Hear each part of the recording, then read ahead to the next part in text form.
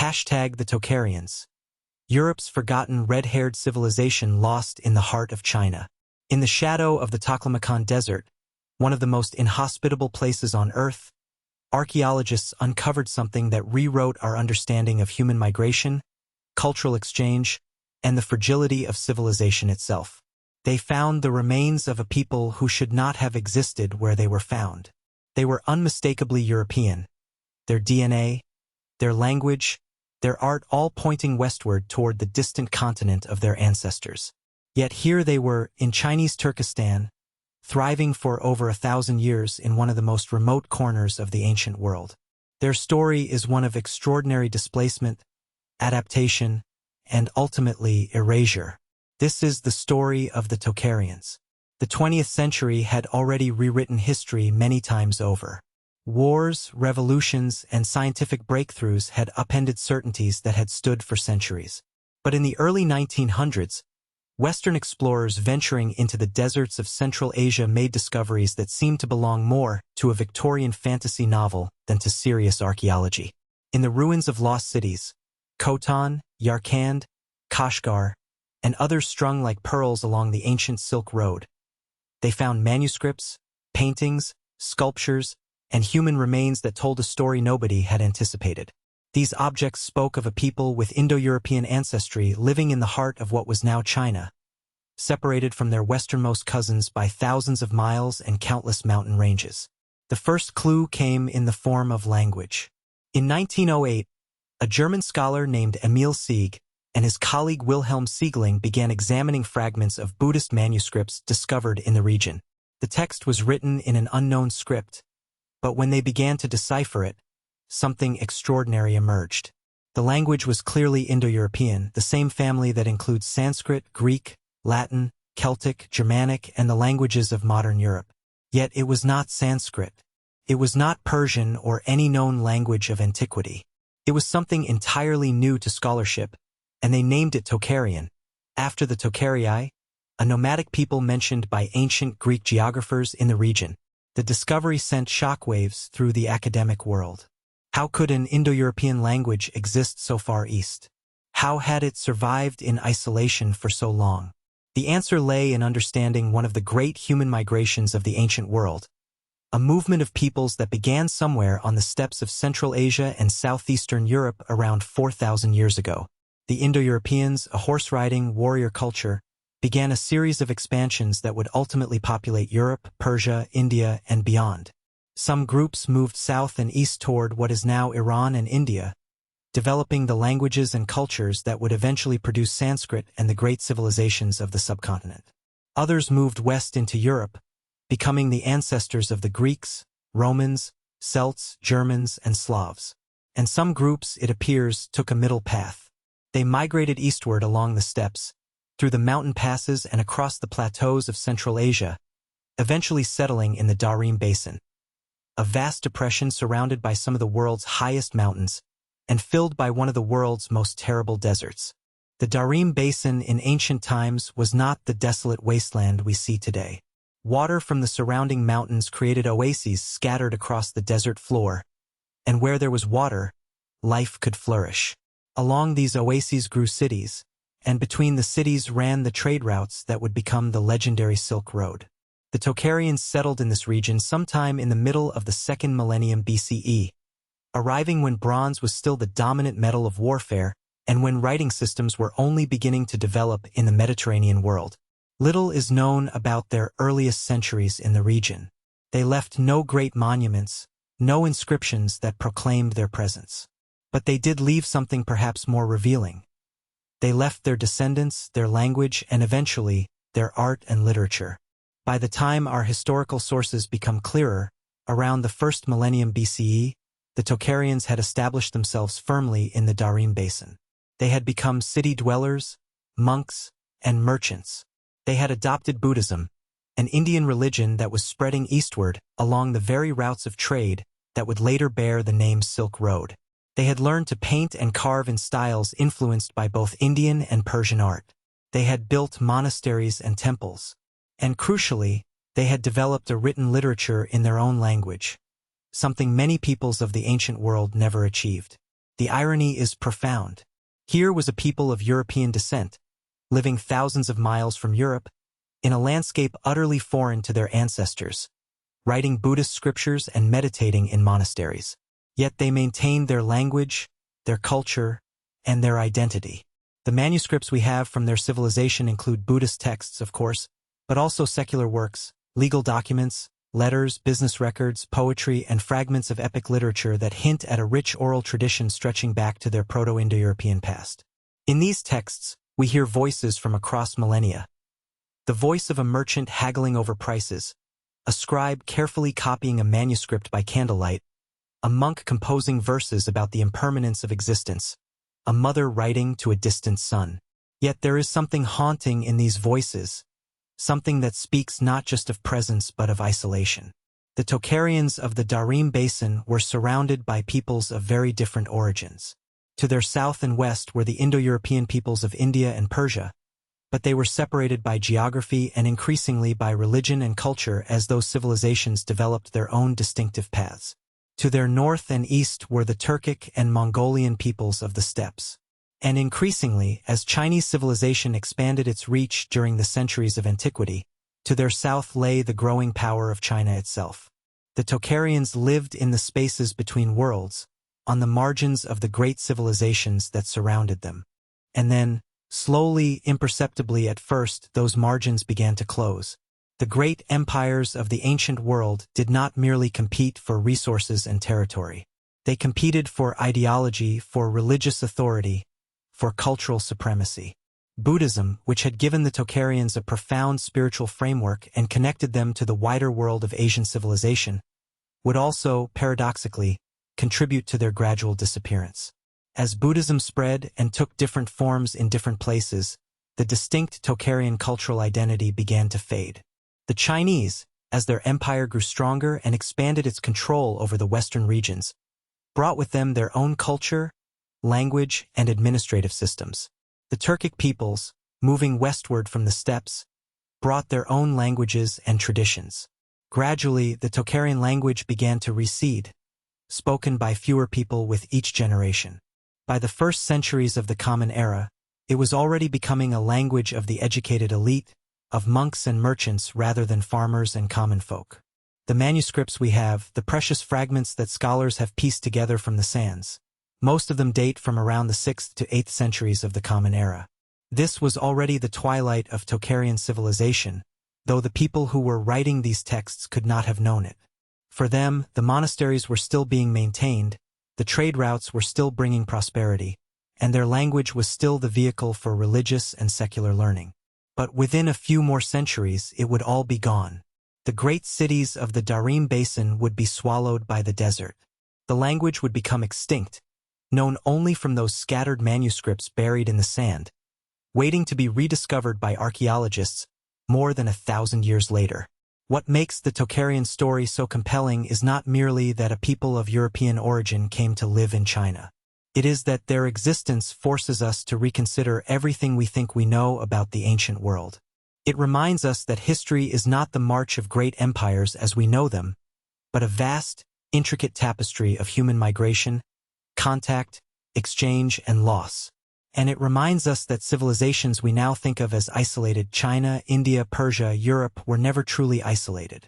They were always connected, always influencing each other, always part of a larger human story that exceeded any single narrative.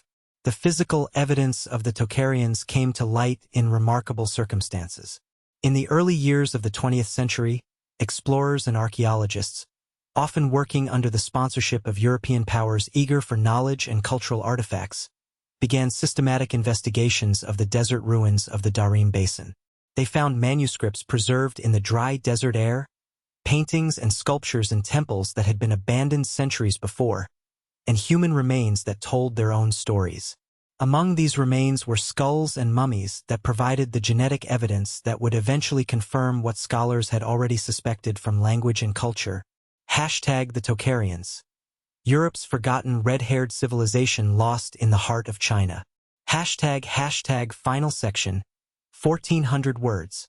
The physical evidence of the Tocharians came to light in remarkable circumstances. In the early years of the 20th century, explorers and archaeologists, often working under the sponsorship of European powers eager for knowledge and cultural artifacts, began systematic investigations of the desert ruins of the Tarim Basin. They found manuscripts preserved in the dry desert air, paintings and sculptures in temples that had been abandoned centuries before, and human remains that told their own stories. Among these remains were skulls and mummies that provided the genetic evidence that would eventually confirm what scholars had already suspected from language and culture. When the first bodies were unearthed, wrapped in woolen textiles bearing patterns that would not have been out of place in ancient Europe, with hair that was distinctly reddish and light in color, the implications were startling. Here, in the heart of Central Asia, lay the physical remains of people whose ancestry traced back to the steppes and regions of Eastern Europe. Their genes told a story that transcended language, that moved beyond manuscript fragments and cultural parallels. It was hard evidence of a journey across impossible distances, undertaken over centuries, by people who had somehow made the perilous crossing of mountains and deserts to arrive in a land so foreign to their origins. The Tocharian mummies themselves have become ambassadors of their vanished world. Their preserved faces, serene and austere, seem to gaze across the millennia with a kind of quiet dignity. Their clothing speaks of a pragmatic people who understood the demands of desert life, yet maintained the weaving traditions of their ancestors. Some were buried with possessions that hint at their daily existence: tools, pottery, remnants of food. One of the most striking discoveries was a mummy of a woman with blonde hair, buried with care, her grave goods suggesting that even in their final twilight, the Tocharians maintained rituals that honored their dead. But what becomes clear as we examine this evidence is not simply that the Tocharians existed, but that they endured far longer than we might have expected. The latest Tocharian manuscripts date to the 10th century of our era, meaning this civilization persisted in isolation for nearly 2,000 years. They survived invasions, religious upheavals, the rise and fall of the Silk Road trade networks. They maintained their language, their art, their sense of identity even as waves of migration swept across Central Asia around them. That alone speaks to a resilience that deserves to be remembered. Their eventual disappearance was not sudden or catastrophic in any dramatic sense. Rather, it was a slow dissolution. As Buddhism spread throughout the region, the Tocharians gradually converted, absorbing new beliefs while perhaps maintaining threads of their older traditions. As Chinese power extended westward and other peoples pressed in from the steppes, the distinct Tocharian identity fragmented. The last speakers of their language lived in a world increasingly dominated by Chinese, Persian, Sanskrit, and Turkic tongues. There was no final siege, no desperate last stand. Instead, there was assimilation, intermarriage, the gradual fading of a unique voice into the vast chorus of human history. By the 11th century, the Tocharians as a distinct people had effectively ceased to exist. Their manuscripts were abandoned in sealed library caves, waiting. Their settlements were buried under sand dunes. Their descendants, if any survived through genetic lines, were absorbed into the populations of the Tarim Basin and beyond, their Tocharian ancestry diluted and eventually invisible. The civilization that had maintained its European roots for 2 millennia in the heart of Asia simply vanished, leaving barely a trace in the historical record beyond what their rediscovered documents would reveal. What the Tocharians force us to confront is a humbling truth about history itself. We tend to remember the great empires, the civilizations whose records were preserved and whose achievements were chronicled by their contemporaries. The Han Dynasty, the Roman Empire, the Islamic Caliphate, these are the names we know, the entities that fill our textbooks. But scattered across the continents and lost to the silence of centuries are countless human societies that were thriving, complex, and culturally sophisticated, yet left almost no trace of themselves in the historical consciousness of their time. The Tocharians were artists, linguists, traders, and farmers. They composed poetry and copied sacred texts. They created sculptures and paintings of remarkable delicacy. They navigated the treacherous paths of the Silk Road and learned to flourish in one of the most unforgiving environments on Earth. They maintained their identity and their traditions across 2,000 years of isolation, an achievement that speaks to the power of culture and memory. And yet, for most of human history since their extinction, they were completely forgotten. Their existence was unknown except as a whisper in Chinese sources, a rumor in Greek accounts, a mystery locked in the Tarim Basin sand. Only in the last century, through the painstaking work of archaeologists and linguists, did the world finally remember them. The documents brought to light by Orelstein and others created a puzzle that scholars have spent decades assembling. Bit by bit, word by word, we have reconstructed a civilization from fragments. We have decoded a language that had been silent for 1,000 years. We have given names and faces to a people whose very existence had been erased from collective memory. The story of the Tocharians reminds us that the past is far larger and more intricate than any single narrative can contain. It tells us that the ancient world was not neatly divided into Eastern and Western civilizations, but was instead crisscrossed by networks of connection, migration, and exchange that we are only beginning to understand.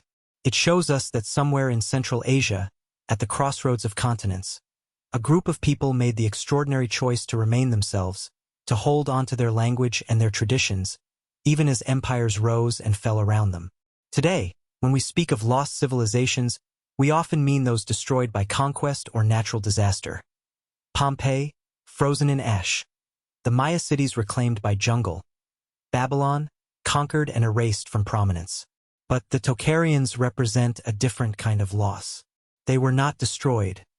They were absorbed, assimilated, and finally forgotten. Their tragedy is not one of violence but of invisibility, the slow erasure that comes when a small civilization surrounded by greater powers gradually ceases to be distinct. Yet in being found again, in having their language deciphered and their artifacts restored to visibility, the Tocharians have been given a kind of resurrection. Their words speak to us across the centuries. Their paintings remind us of their aesthetics. Their mummies show us their faces. They have become, paradoxically, a symbol not of loss but of endurance, a testament to the fact that even the most forgotten peoples, if their traces are preserved, can be known again. As we stand at the edge of the 21st century, with unprecedented tools for understanding the past, the story of the Tocharians stands as both a reminder and a challenge. It reminds us that there are still mysteries hidden in the sand, still civilizations waiting to be remembered. It challenges us to look beyond the grand narratives and find the smaller, more delicate stories of the peoples who built lives in impossible places and left their mark in fragile documents and burial grounds. The Tocharians are no longer lost, but their rediscovery raises an urgent question. How many other civilizations, how many other voices, remain buried in the silence of history, waiting for someone to listen? We would love to know which lost civilization calls to you next. Please tell us in the comments which forgotten world we should explore together.